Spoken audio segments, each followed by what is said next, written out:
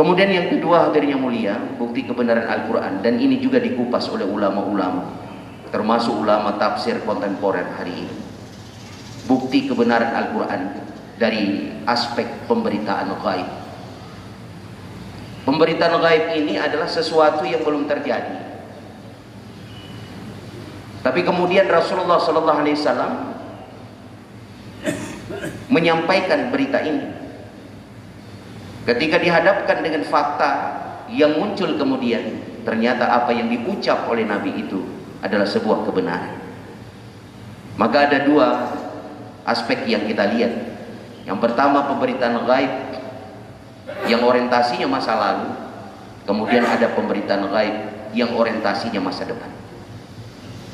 Yang orientasinya masa lalu itu, hadirin yang berbahagia, seperti tenggelamnya Fir'aun ketika mengejar Nabi Musa bersama Bani Israel di Laut Merah. Terjadi lebih kurang 3000 tahun yang lalu, baru peristiwa itu dibuktikan pada abad ke-18. Ada seorang arkeolog dari Eropa menemukan jasad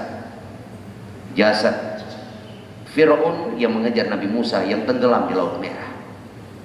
3000 tahun yang lalu kejadiannya, baru di abad ke-18 jasad ini ditemukan.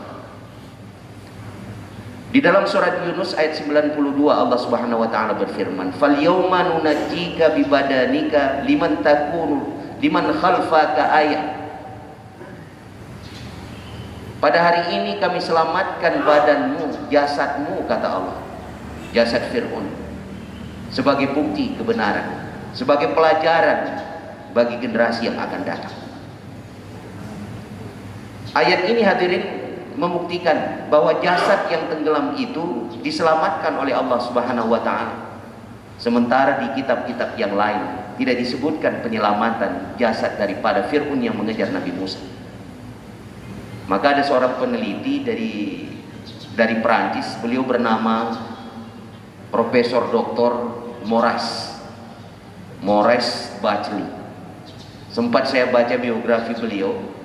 Dia itu pernah menjadi penasehat atau dokter pribadi dari Presiden Mesir Anwar Sadat, dan juga pernah menjadi dokter pribadinya Raja Faisal. Itu disebutkan. Dia sempat meminta kepada pemerintah Mesir agar jasad yang telah dimumikan ini diberikan kepada dia untuk kemudian dia buat penelitian. Dia ingin memastikan apakah betul jasad ini yang mengejar Musa tenggelam di Laut Merah. Proposal permohonannya itu diterima oleh pemerintah Mesir. Kemudian dibawalah jasad itu sampai ke Prancis. Sampai di sana dia membedah, dia melakukan X-ray dan seterusnya. Namun sebelum itu dia memanggil pembantunya agar pembantunya itu membawa kitab suci. Dia meminta kitab Zabur, dia juga meminta kitab Injil. Dia membaca selembar demi selembar. Di dalam kitab-kitab itu disebutkan bahwa Musa itu tenggelam, Fir'aun itu tenggelam di Laut Merah, tapi tanpa penjelasan bahwa jasad itu diselamatkan.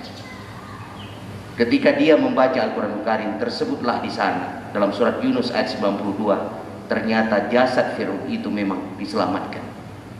Karena itulah dia mendapat hidayah daripada Allah Subhanahu wa taala. Kemudian sang profesor ini memeluk agama Islam.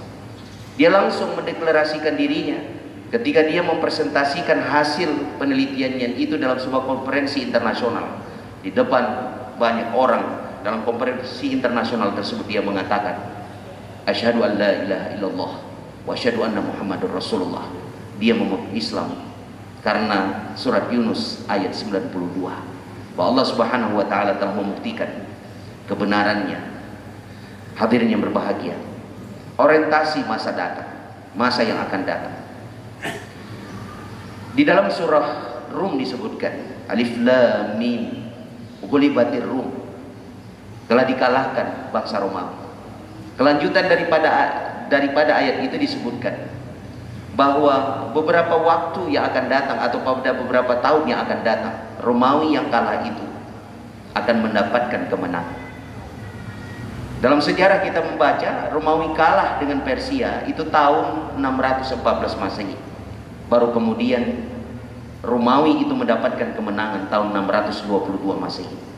Fi bid'i sinin, di ayat tersebut itu disebutkan oleh ulama 3 sampai 9 tahun.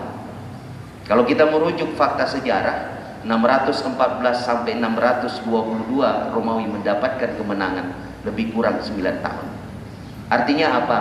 Ada 3 sampai 9 tahun penaklukan yang dilakukan oleh Romawi sehingga kemudian Romawi mendapatkan kemenangan. Itu secara bertahap selama 3 tahun hingga 9 tahun.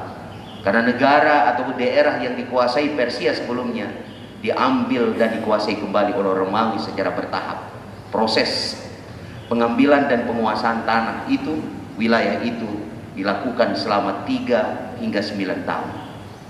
Rasulullah SAW ketika mendapat berita kabar bahwa Romawi itu telah dikalahkan, berduka cita Rasulullah.